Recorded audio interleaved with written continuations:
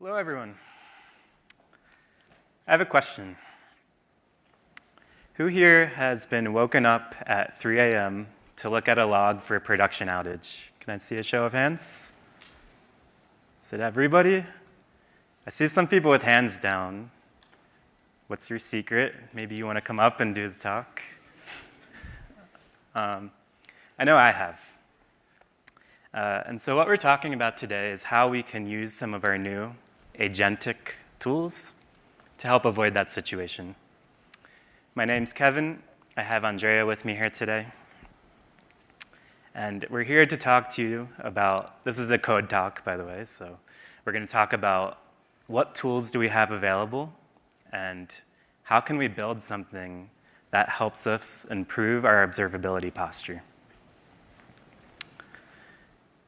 So I started working with observability at AWS, I think 7 years ago, and the space has changed a lot. We used to see a problem where customers did not have the metrics, logs, and traces that they needed to solve their problems. Maybe a key log method was missing. Maybe distributed tracing wasn't there. But that situation has changed. With tools like OpenTelemetry and CloudWatch being integrated into everything, it's easier than ever to produce usable observability data. Sometimes just a few clicks of a button, sometimes one Terraform module, and all of a sudden you have all the observability you need. So the problem has changed. What we see is that customers have too much data now to quickly solve the problems they need. You can produce all of the data and traces and logging that you need, but if you can't quickly solve a problem, you're not really getting your value for that. And it's very exciting because, in our opinion, AI is a really good use case for us. And I know you hear it's a good use case for everything, but I think for observability, we really do make a case for AI, and it works really good for us. And so when we think about an agent, I'm sure you all know most of this, but we're essentially having some LLM do some processing. We're giving it a lot of context. We're giving it a query, and then we want it to perform the programmatic work, right? We want it to do SQL queries, it to write metric insights queries, and it to process all those values. And we want to see just a natural language response. I know that sometimes, I would be deploying something a long time ago, and you look and you just see a Java stack trace or something, and you're like, just what is this, right? And this really helps that problem a lot, right? To take that and make it natural language that is saying, we think this is the problem, we recommend you do this. That's a big leap. But the agents don't really work great for this unless we give them access to the right data. Show of hands who here uses MCP tools today? I think probably a lot of you. Great, yeah, most of you. So at AWS, we of course make a lot of them, but this talk is not really about that, right? We want to think about how we use the tools and how we can gain extra value from them. And what we're doing is thinking about how our MCPs can access these tools like CloudWatch or Prometheus or some type of postmortem tool. And the MCP's job is to, one, tell the agent what it can do, what APIs are available, and then maybe more importantly, provide a security boundary where you're saying, my MCP tool can query Prometheus, but I don't want 1,000 agents on everybody's computer directly with permissions to query. And so the MCP is very important for that. And so how are we going to use these? Has anybody seen this screen before? Has anybody done our one observability demo? Okay. You guys should all check that out. But essentially, what we're going to do today and what we're going to build Andrea is going to show you is we have this pet adoption website with some very cute pets, and these are actually real pictures from our team, most of them. And the pet adoption clinic is what it's called, and you could. It's a fictional web application where you can go and you could adopt a pet. You could bring your pet to the vet and buy food for your pet and all different types of things. So when we look at this, let's think about the data, right? So as applications have changed, they've become more and more distributed. And so each of these services is going to produce observability data, right? Metrics, logs, and traces. So maybe, you used to have a monolith where you have your logs and your data all in one spot. Now you have this explosion of data because you've took one thing and abstracted it to maybe 50 things, right? I have 3 up here, but it could be way more for you guys in a more complicated deployment. And when we see that happening, we need a way to easily analyze this. So in our case, we're sending it to CloudWatch. But this could be even other observability tools or other data stores. The same thing still applies. And so what's our strategy here? When we build an agent, and I think this is the most important thing, we need to provide it with as much context as possible. We want to define SLOs. That's a service level objective, where you're essentially telling the agent what is important to you and your organization. You're saying, over the last 30 days, I expect my application to have a latency of 30 ms for 99% of requests. That's an example of an SLO. And when you provide this rich context to the agent, you're going to get a lot more data that is specific to you and your team. And then we need to take that data, we need to analyze the trends, we need to say to our agent, don't just look at the current state, look around the corners, right? What could potentially be an issue later? And then finally, we want to make our agent better over time. So let's take an example of our pet adoption website, and we run this agent that creates, let's say, an HTML report of observability findings, and we want to feed those findings back into the agent on each successful invocation. That way, it can get better over time. And so what are we going to actually show today, or what are we going to build? And I promise we're getting to code, right? I'm not just going to talk the whole time. But essentially, we are starting with a natural language query. It could be manual, or it could be triggered by an alarm, right? That would be a little bit better to have something lying in wait, and an alarm is triggered, and your agent gets to work for you. We have our LLM, and what we do, and what I think is really cool, is using the Strands agent. This is a SDK, it's open source. You can build an agent in, 10 lines of code. We're gonna show you a lot more, not just 10 lines, but you can get started that quickly. It's really amazing how quickly you can build something interesting for you. And then we want to provide it with all the context that it needs. So we want to provide it with our operational tenants, with our SLOs. We want to tell it exactly its purpose and its job and how it should do things. And we also need to provide it with the MCP access so it can properly query things and get data. And finally, we want some type of usable output. So it could be an HTML report that you send out daily to a stakeholder. It could be it finds a gap and then it creates an alarm for you. It's very useful, and we're going to show that in a little bit. But the goal is to have some type of human understandable output from your programmatic queries of structured data.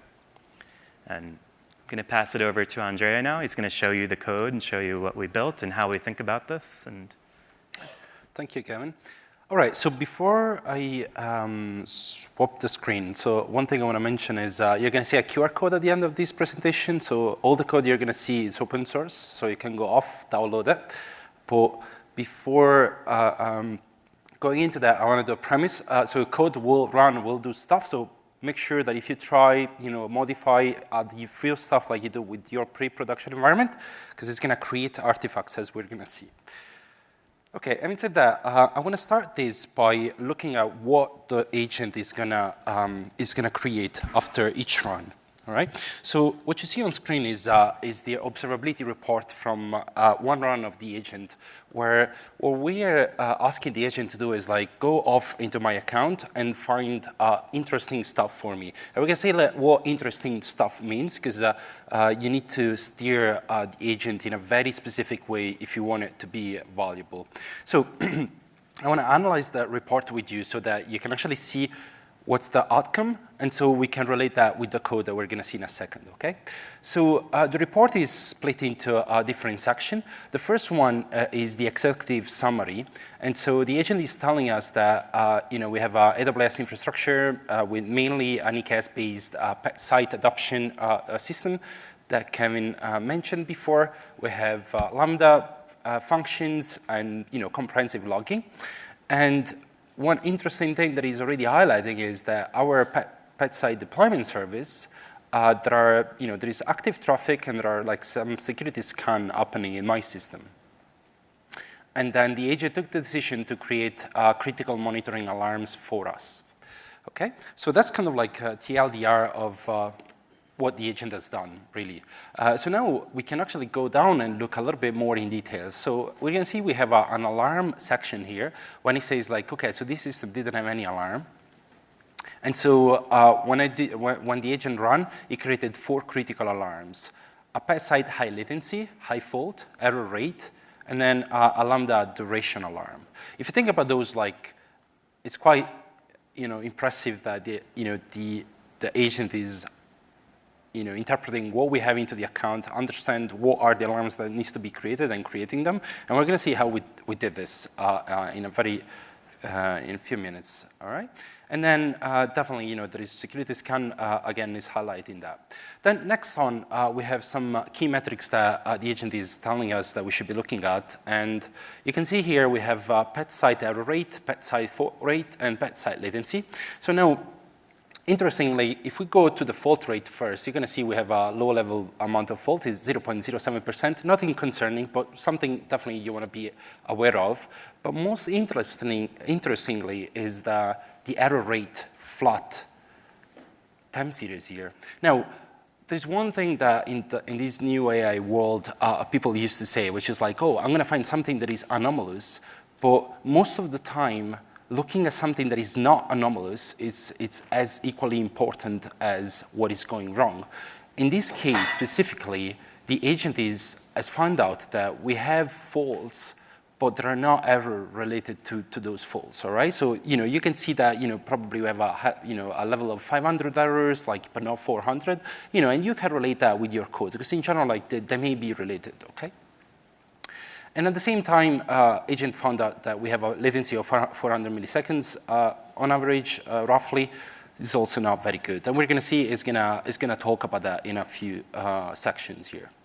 Then next on, we have an operational audit review, where the agent is telling us we have an EKS application where we have this latency of 402 milliseconds on average,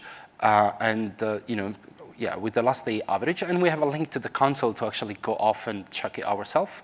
And then the fault rate and error rate that we just saw above, and this saying to us like, okay, so 500 server errors are still acceptable levels, because it's 0.06%. Not bad, but definitely something to notice. And definitely there is active traffic. Then we have a Lambda function analysis, where we have like few status updated functions, we have step functions, and we have synthetic monitoring. How many of you know what synthetic is? Anyone familiar with it? Raise your hand. Okay, for everybody that doesn't know what Synthetic is an AWS, it's a cloud service, an AWS service that what it does is you can write your code and run canary testing, okay? So it's a way to do like full end-to-end testing to your service. You call your API, you expect the result is 200, 500, you know, depending on what you're testing there. And it's based on Lambda. So it's actually saying like, okay, so we have 4 end-to-end tests. That's the way to read it. Then, sure, we have an EKS infrastructure with a cluster, you know, linked to the cluster if we want to go there. There are 2 gig of storage, which is like, you know, probably something interesting. In fact, you know, the agent also thought that it's worth to think about the CloudWatch logs analysis, because of those 2 gig of storage, we have 1.36 that are just in my application logs, right? So some optimization costs that we can actually look at. Now, operational finding, you know, this is where the security scan has been described a little bit more. So the agent found out that, you know, there were like significant scan across all those 100 operations that were happening, and, you know, to different common paths, right? So PHP exploitation, admin panel probing, there is WordPress vulnerability, and so on. And now the agent tells us like, what should we do? All right. So now this section, and we're going to see in the code, is split into like 3 tiers, like what you should right now, what you should do right now, and medium term and long term. And so immediate actions is say like, okay, so you should be enabling AWS Web Application Firewall on site to block all these paths, you know, so the scanning that it's happening, and review CloudTrail. And then as part of monitoring, there are like, you know, there weren't alarms, remember, right? So the agents say like, okay, I took an action and I created the alarms for you, and we're going to see how. So this is first step where we make the agent to do, you know, to operate into our observability artifacts. And there should be also SLOs into application signals. Now, the agent haven't done this because we haven't created the tool. So that's an exercise for home, right? So I'll show you how we did for alarms, and you can use the same approach to create application signal SLOs. And then moving forward, we have short-term improvements. There is our 400 millisecond latency. You know, definitely it's something to look into. And long-term, you know, we have almost 3% service quota utilization, so we can improve this by using auto-scanning policies and things like that. Now, one interesting part I want to highlight here is like a relation with industry-grade incident. So one of the things the engine we're going to build today is going to do is it's not only going into your account, find stuff, and maybe create some artifacts, but we want like what I want when I wake up 3 a.m. in the morning and something is happening is like, is what I'm saying something that it's well known in the industry. And that's what the agent is doing. And if you look at here, you know, the security scan that we seeing into this system, they're related to WordPress security vulnerability of 2022. And the agent is telling us like, what was that? It's multiple requests to WordPress or WordPress login. You know, what's the industry context? This was like a problem in 2022. And what is the applied solution? AWS Web Application Firewall. So effectively, the framework, the agent is telling us like, hey, this is a well-known thing, and you know the industry has fixed this in this way. Go off and do it. And it's also telling us like how to do it. Like deploy Web Application Firewall, use the top 10 rule sets, and then enable CloudTrail for API level monitoring. And optionally, we can also set up automated incident response for those requests, all right? It's pretty cool. So this is just a single run of the agent that is creating this report, and it found out like few things for us. So now, I think what I want to do is I want to show you how the agent is doing that. So are you ready for some coding here? Raise your hand.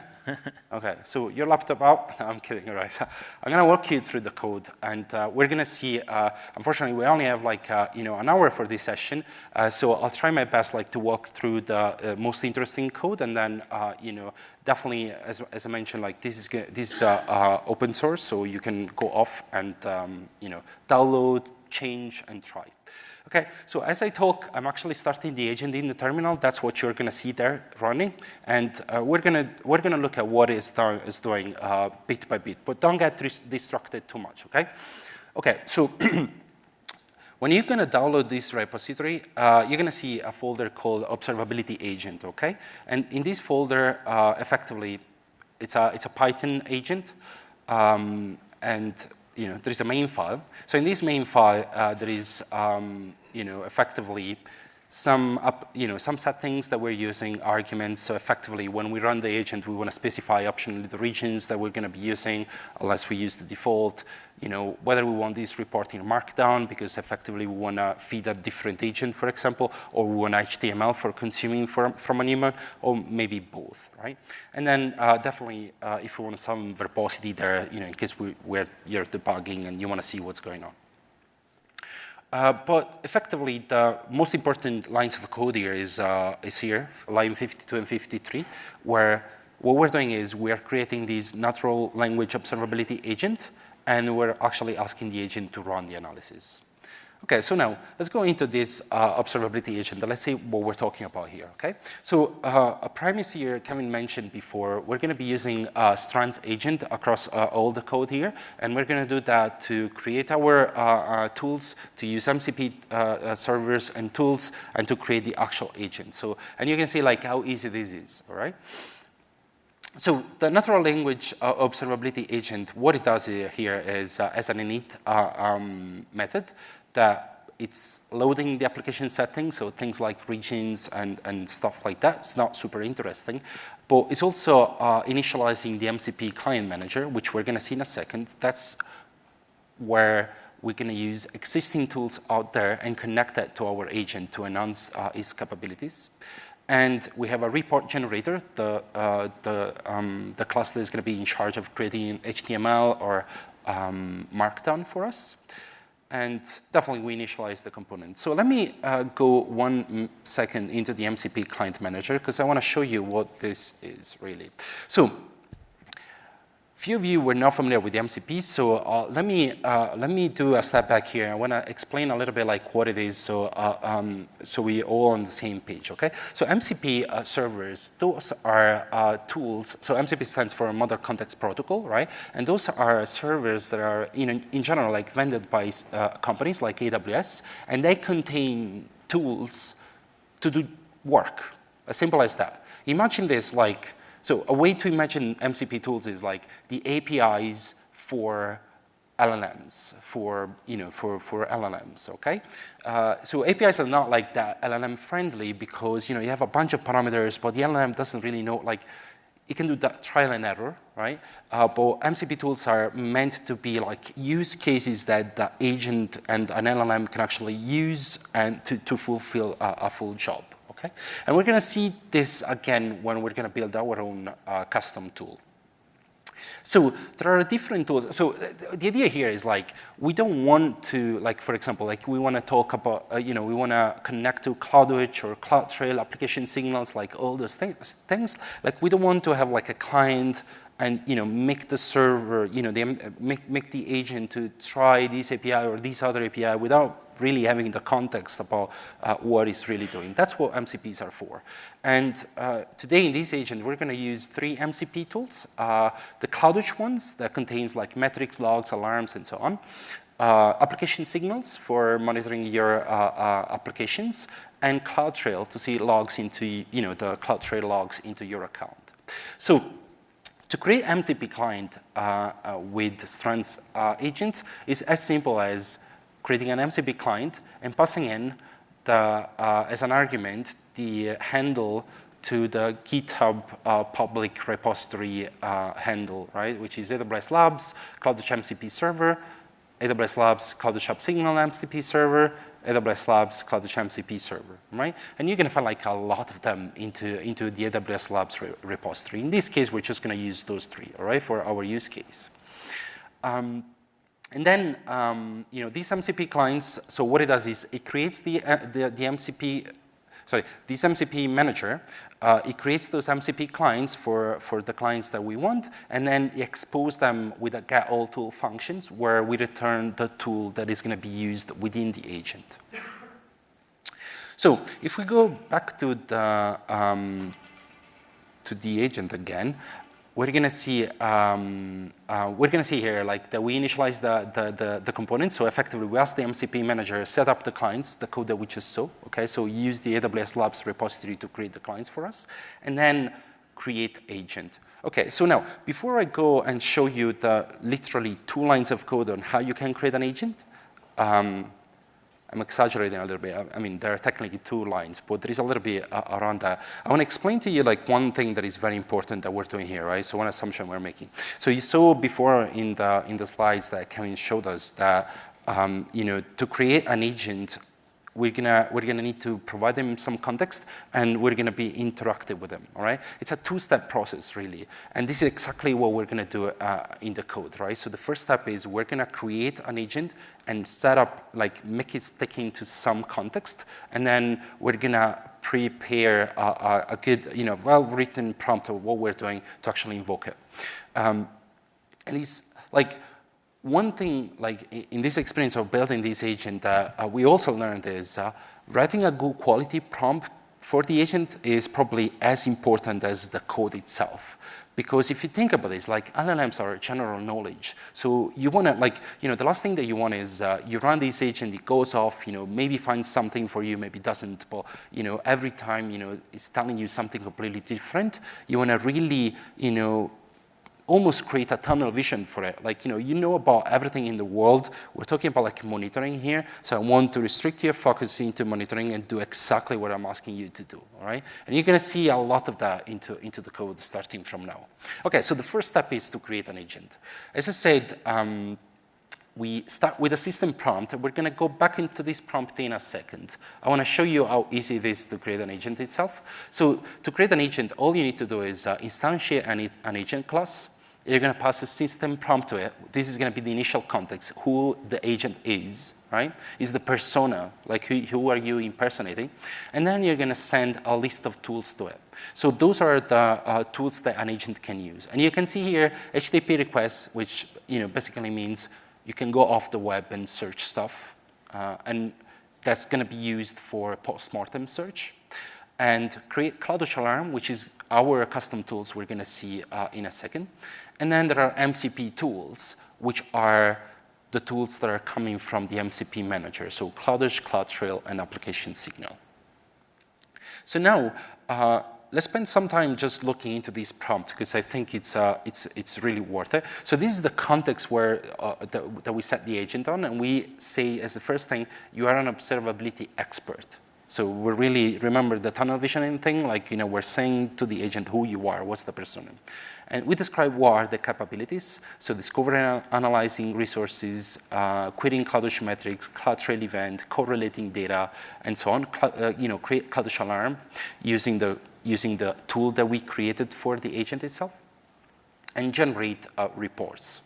So now, one thing we're gonna need to do is like, if you're generic enough, you say like, go off in your prompt, right? So you say like, go off and, find the stuff for me. Like, what does that mean for the LLM? Like, you probably would go off and, and do definitely something, but we want to be precise, remember? And so like, we wanna tell the agent how it's supposed to analyze the AWS infrastructure. And so we say like, discover the resources that exist in the region, get infrastructure and application metrics. That's one way you can discover resources. Like, don't go off and call all the APIs for 250 services. That's going to be mental. It's going to take like days to run. So one way you can avoid that, go off into your observability artifacts. You're going to see metrics and logs, and that's how you can reverse engineer the resources that you have. All right? It's a shortcut for the agent, but you see like how important that is. And then check for existing alarms, and look for patterns, anomalies, and then generate actionable recommendation. Now, one important thing here is like, we're saying to the agent context, be conservative with alarm creation. Remember, the agent will do what we tell him to do. So if you're not really like precise to the intent, like every time this agent will run, will create alarms for us, because we're just saying like, go off, identify alarms that you should create and create them. But we don't want that, because you're gonna end up creating like alarms that are like very similar, like maybe different configurations slightly, data point or threshold to alarm, but effectively the same semantic, all right? We don't want that. We want alarms only on genuine gaps. And that's exactly what we're saying here. So be conservative. We want those alarms for genuine gaps do not create duplicate or near duplicate alarms, okay? Then, we ask him, like, please take, put some attention into the resource type, the key metrics, deep links, because we want that one-step click to the AWS console. And we say, like, what it should be focusing on: performance monitoring, customer experience, customer impact and optimization, cost, security. That's how we found out the security scan that we saw before, and operational excellence improvement. All the thing about, like, hey, you have 2 gig of logs, there is something you can do about it. So now, one interesting thing here, as we say, is like, hey, we're also providing a create cloudish alarm tool here. So when you need to create those alarms, that's the tool you're going to need to use. Don't go off and try to use a bottle client or any API by yourself. I'm going to provide you a tool to do that. Last but not the least, be thorough but concise. So, okay, so right, at this stage, what we've done is, I go back here, and this is what our natural observability agent is. And at this stage, is first step, we have the agent primed with the context. He has the tools that he can use, the MCP tools as well. And now it's the next step where we can actually go off and run the analysis. All right? Okay, cool. So let's see how do we run this analysis, okay? So in this method here, you're gonna see that there are 2 steps. So one that says, like, okay, discover and analyze resources, and then generate the report, okay? So let's go and look at how we discover these resources. So once again, here is the second step where we are gonna be interacting with the agent. And I'm gonna skip the query for a second because we're gonna see what it looks like. But one thing that it's worth to look at here is, like, how do we invoke the agent? So invoking the agent is as simple as use agent as a method and pass on the query the prompt that we wrote above that we're gonna see in a second, okay? So what that will do is we'll start the agent, we'll send it the prompt, LLM will start working. We'll go find out, the things, using the tools and everything like that. And then we're going to have a results, a natural language result from the agent. And then we're going to parse it. We're going to extract and do some modification that we're going to see in a second. Now, there are 2 things here that are important to notice, right? So the first is when we say MCP manager execute with client. So if we go back here, we have this function that is maybe can be seen as cryptic at the beginning, but effectively we have a context manager here that is connecting the clients to the MCP server. So remember when we say, like, we have agent creations step number 1 and agent invocation step number 2. So the idea here is, like, we don't want the clients to be connected for all the lifetime of the agent to the agent itself. We want to connect the clients just and only when we invoke him. And that's the reason why when we create the agent, we invoke get all tools. So we prime the agent with the client initialization, but there is no connection to the MCP server and the client itself. But then when we're actually invoking the agent here, we do agent query.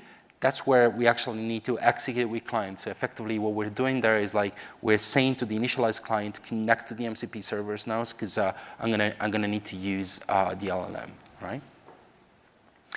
Okay, cool. So now, effectively this line here is what you're seeing, like, in my terminal here, like everything that is happening, it's because the agent is being invoked. And after this, what we do is we extract metric from the response, and then we return the markdown and the metric data. So now, before we look into this, I wanna go back into our prompt here, because you can see this prompt is quite verbose, all right? And there is a reason for that. So this is so the prompt is what we're asking the agent to do. This is the core of the thing here, right? So what should it do?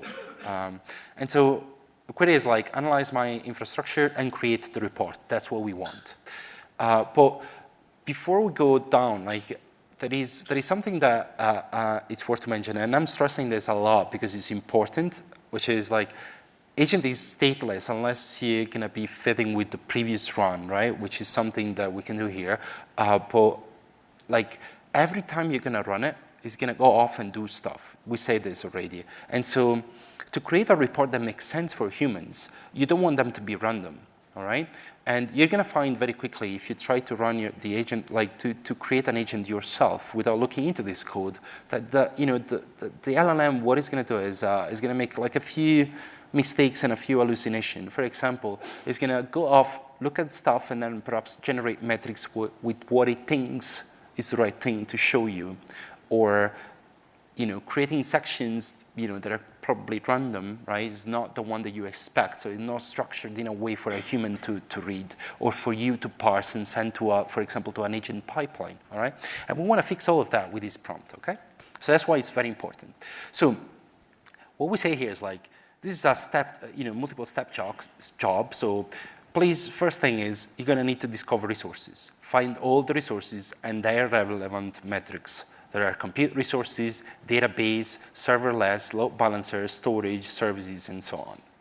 Then you're going to need to analyze the health. For each resource, go look into their metrics, values, trends, health status, active alarms, recent incidents, performance, and so on.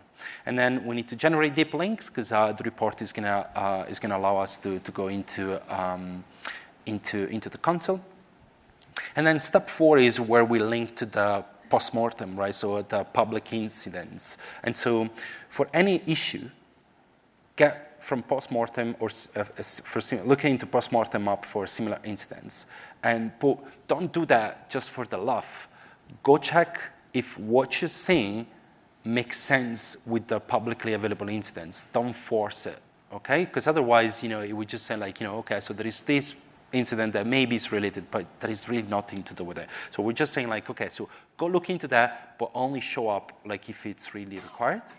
Now, then there is the alarm management section where, so this is kind of interesting because what we do here is like, so think about this, right? So the agent is going to go into your account and we need to get some recommendation and perhaps creating some alarms, okay? And we need to tell the agent like, how do you create alarms? Like, how can you come up with an alarm that makes sense? Alarms are complicated, right?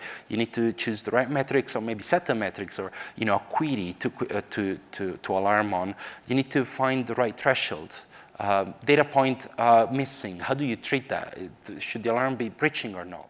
And so to solve all these problems, what we do is we actually use MCP tools, the CloudWatch MCP tools.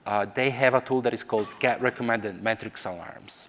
So this tool, it's vended by AWS and it's in the MCP tools servers. And what it does is it provides the LLM a kind of best practice recommendation for alarming, where you're going to see like, how different AWS services metrics relate to a good alarms recommendation, thresholds, and things like that. And that's to prime the LLM and say like, go check that first, right?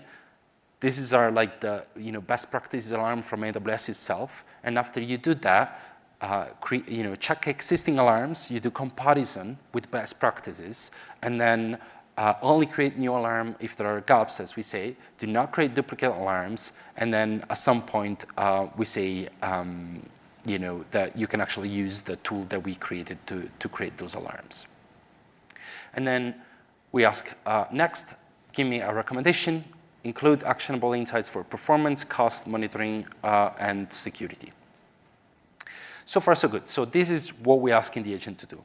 But we can't stop there, as we say, because the agent will output something that is completely different every time. So we need to parse this, because remember, we want to create a report, and we want that report to be as much stable as possible. And that's why we say to the agent, critical, we're going to need to structure this report exactly this way. We want an executive summary, 2-3 sentences of what you found. Active alarms and issues, operational audit overview, operational findings, actionable recommendations, and relation to industry-grade incidents. Remember that? Like in our report, that's exactly the sections that we've been through, right?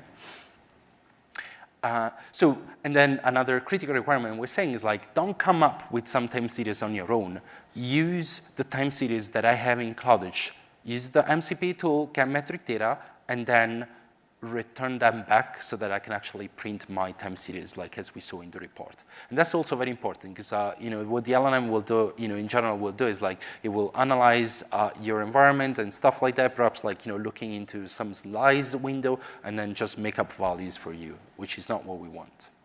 And to do that, we're also asking the agent to provide a JSON into the output where we have like the different, the list of the metric names with the timestamps, the values, the unit, and the brief description, so we can graph that into our report. So perfect. So we're back to here where we run the agent with this prompt, and so like from the markdown result that you're gonna see like in the run here, you see like in the report. That is effectively like all the section we talked about. But what we need to do here is we need to parse the JSON, all right, for the metrics and all of that. So effectively, we don't want to show the JSON into the HTML report. And so that's why like what we do is like we extract this JSON, parse it so that we can provide to a JavaScript library, and we remove it from the markdown itself. And that's, that's effectively what we're doing here. And then we return the markdown with all the content that we found and the metric data. So at this stage, if we go back up here, that's where we analyzed our results. And then at this stage, we're gonna generate the report. So we generate this report with the analysis result and the metric data. Now we can check this method very quickly, but in reality, what we're doing here is we're getting the markdown and the JSON, and then we're using Jinja template. So there is in the template folder, there is an HTML which has like CSS and everything else, and effectively this is a Jinja template where we're iterating over the markdown and print it over, and then use the JSON for the metrics and generate the graphs that you've seen before. Okay, so nothing special there. So one thing I wanna talk about though is we saw how we invoked this agent, but we also want to see like how we're instructing the agent to create those alarms, right? And that's where we actually creating our tools. So if you go into the tool folder, there is an alarm tool file. So this is the tool that is used for the agent to create an alarm. There are a few things that are important here to keep in mind. So the first thing is we need to make our tool, our method, our Python code to be exposed as a tool for MCP, and that is as easy as annotate that with @tool. @tool is a strands annotation that you can just use on any method that you want, and that's about it. You have your tool, right? So at that stage, you can actually, take it and like, fit it into the agent. However, if you do that, you're gonna have a problem pretty soon, right? Because if you look into these create CloudWatch alarms, when you create an alarm, as we said before, like it's not as easy as like, just create a name, maybe a metric, and that's about it. Like there is a lot of configuration. Like there is alarm name, metric name, namespace, and so on. But there are like, most importantly, there are like some configuration here. Like for example, comparison operator greater than threshold, or like statistic coverage, that if we don't instruct the agent on how to use them, it would just go off and try like average AVG. Or something else, or like, maybe it's like all over letters, and you're gonna have like errors from the client every time, and then at some point the agent will surrender and say, I'm gonna try a different way, right? We don't want that. And that's why, although creating a tool is as simple as adding this annotation, again, giving the context to the LLM is probably one of the most critical things you're gonna need to do here. And that's exactly what we do next. So we say what this tool is about. This is for the LLM to know what this code is about to do. And you can see like, we say this is for creating alarms, there are common use case, and then we talk about the arguments. So we have alarm name, metric name, namespace, and so on. And see here, comparison operator, don't come up with some parameters that probably won't work. This comparator operator can be greater than threshold, less than threshold, greater than or equals to threshold. Same with statistic. You can only use average, sum, minimum, and maximum, right? And this is important. This is how the agent can go off, use the tool, one shot, it works, okay? And then we say like what we returns back and some examples of how to use the tool. And then the tool itself is, it's a mirror of a CloudWatch Alarms API. So CloudWatch Alarms provides an API that is called put metric alarm, where you send all those parameters and you just create an alarm. Now, this tool has been done on purpose just for simplicity. It's a mirror of the API. But in reality, think about tools as like, you pass only the parameters that you really need for your use case, and then, the code will do the rest, right? So you make it simple for the LLM to use it. And so here, all we're doing is we're using a Bot.3 client for CloudWatch, and then we do some validation and all of that, and then we create a dictionary with the alarm configuration after validating parameters, and then we call put metric alarm with that configuration, right? And this is exactly the same strategy that is used into the MCP tools. If you go off and open the AWS Labs code, you're going to see that they're kind of like very similar to this. Some are like a little bit more complex. Like, for example, there is a Metrics Insights, with, Metrics Insights tool, which is, Metrics Insights is like the SQL language to query metrics for CloudWatch. So that's a little bit more complex. So obviously, you're going to need to build the SQL statements and stuff. But like, most of the common tools, they're kind of like, a mirror of the APIs, or like, with some flavor of it. So that's our agent. Now, one thing I want to show you quickly is what our terminal has output to us, right? So you can see, like, I can go up above here when the terminal was running, and you can see like all the metrics that he found out. So now I actually run out of the space here, but you can see like there is application signal MCP server, which is doing like execute audit API, right? So there are like multiple invocation of the MCP servers here, like or if we scroll down, you're gonna see. So this is still auditing. That's good. So I'm gonna show you something there.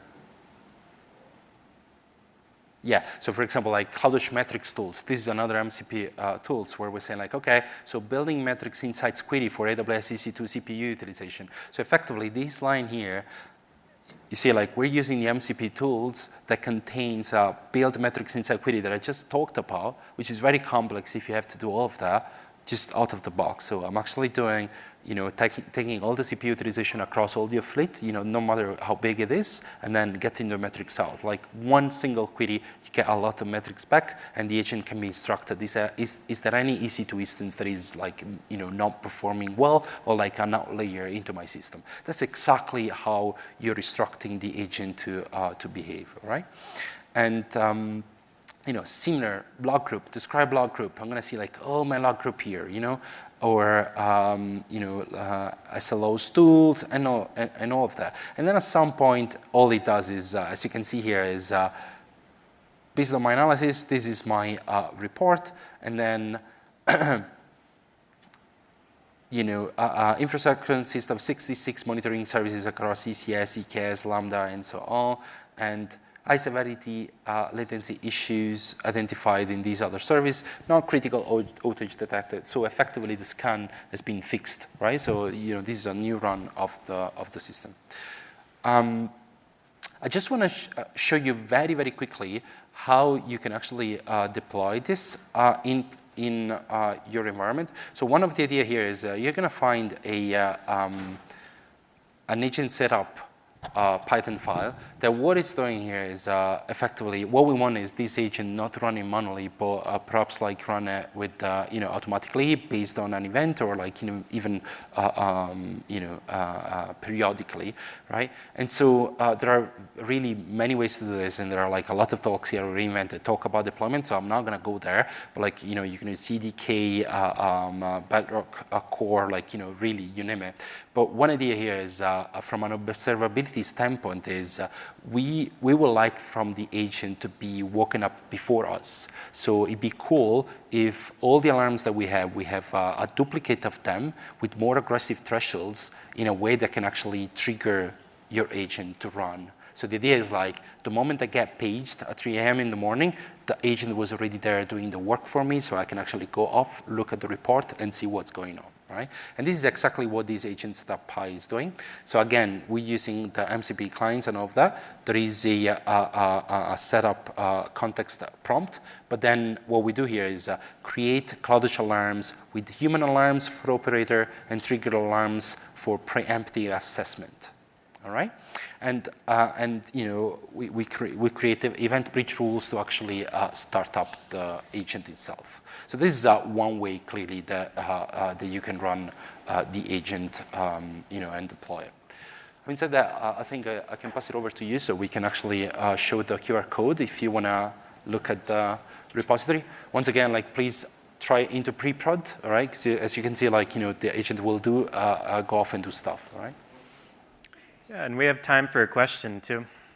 A few questions if anybody wants to ask or talk about anything. Let me come give you a mic so I can hear you. Go ahead. Thanks. MCP servers are notoriously inefficient with token usage. I'm just kind of curious how many tokens this report took to run. So I don't think we have the statistics, but we did make sure to carefully scope down and be very specific with the context because we ran into the same problem. So I think it comes down to being very specific in terms of what you tell it to do. Yeah, don't know a token count, you know, for the runs, but we had the same problem. So you're right. So yeah, I think with an observability tool, you really want to narrow down what its scope is, right? For us, it was producing a report. It wasn't, you know, doing everything. It was saying, give us an overview. And I think when you keep the scope down, you can also keep the token usage down.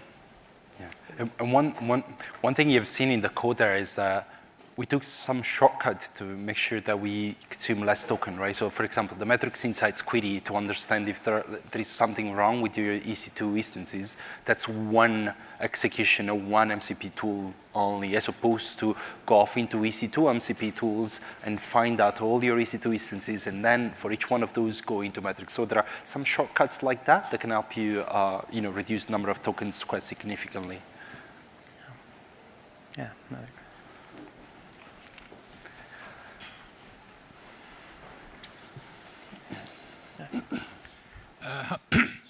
How do you execute the analysis?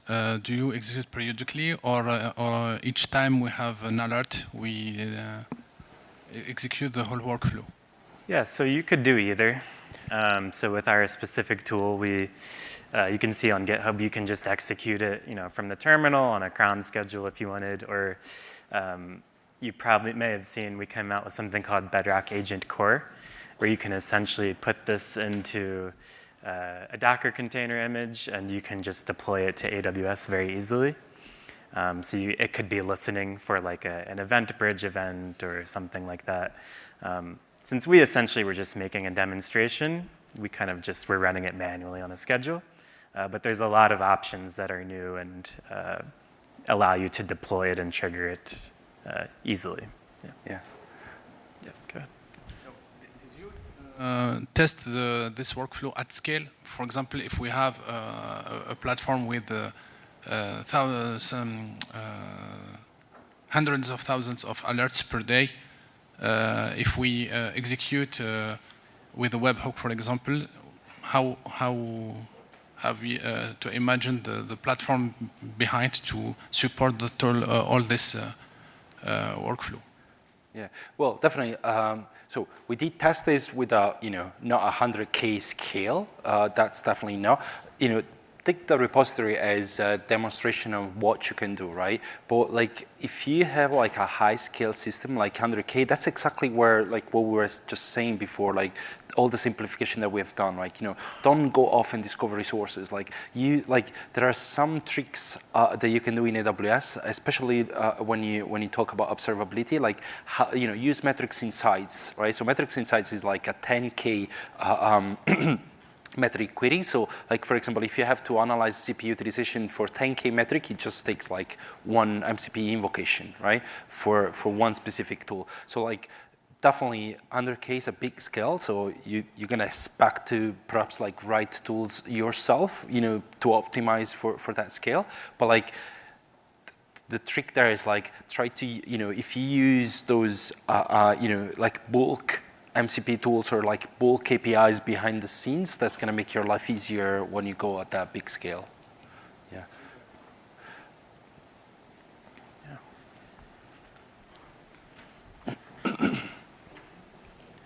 So this LLM model has a limitation through, it works only through Bedrock, or if I have my own OpenAI keys, can I use this one with this repository? It's a Python script, like there is nothing to do with Bedrock core. It's just Python, pure Python. Okay. The Strands SDK, you can put in an OpenAI API key or any of them. All models, okay. Claude, whatever you're using, yeah. Okay, thank you.